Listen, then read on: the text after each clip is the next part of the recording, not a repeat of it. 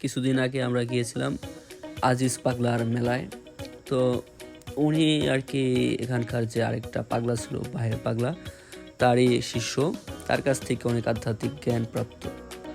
তিনি কিন্তু এই পেন্সিল হাতে করে আর কি এই সাদা কাগজে কি আঁকি উকি করেন। এর মাধ্যমেই আর কি রোগ নিরাময় সহ মানুষের যাবতীয় সমস্যা দূর করেন। তো এটা মানুষ আর কি বিশ্বাস করে এবং তার কাছে যায়।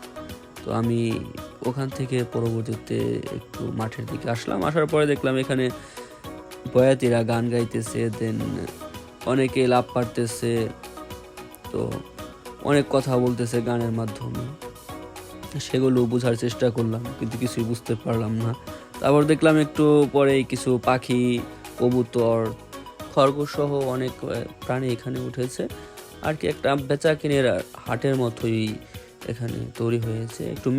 যেহেতু আজিজ পাগলার এই উরুসকে কেন্দ্র করে মেলা হয়েছে, এর জন্য বিভিন্ন ধরনের খাবারের আইটেম, আচার, কসমেটিক্স সহ আরও অনেক পণ্যের সমাহার কিন্তু এখানে বসেছে। যে যার মতো তার প্রিয়জনকে এখান থেকে কিনে তারপরে গিফট করতে পারেন।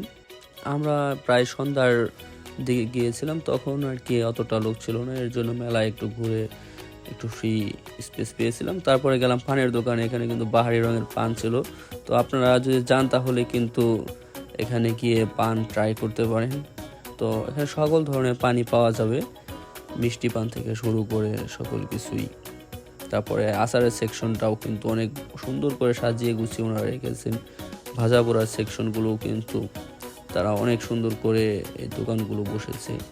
অনেক বাহারি রঙের কাবাব, তারপরে বুট থেকে শুরু করে সকল প্রকারের ভাজা পোড়াই আপনারা পাবেন। আর যারা ভাজা পোড়া খেতে পছন্দ করেন না, তাদের জন্য কিন্তু সমস্যা নেই। এখানে সকল প্রকারের মুখরোচকর খাবার কিন্তু অনেক সুন্দরভাবে পসরা করে সাজিয়ে রাখা হয়েছে।